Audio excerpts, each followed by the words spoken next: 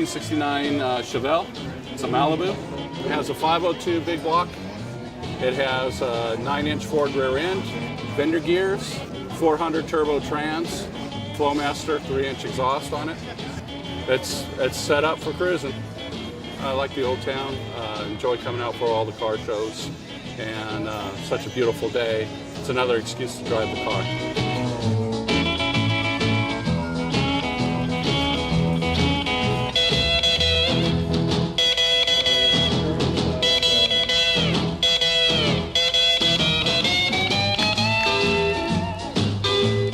It's a 1952 Buick Model Super, original straight 8 motor, 2-speed transmission, and basically just a all-around original car.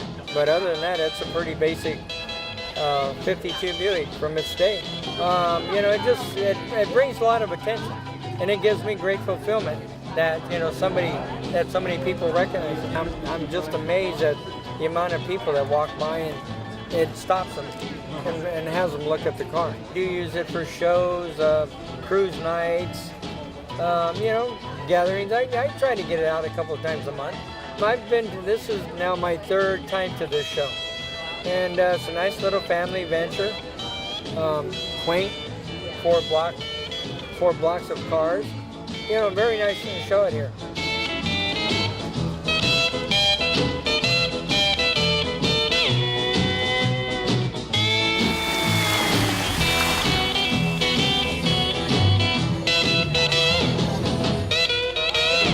Oh, I've been coming to this car show for a lot of years. I used to be a member of the club that puts it on. It's a 1961 Plymouth Fury. It was purchased by a lady in Iowa in 1961 new.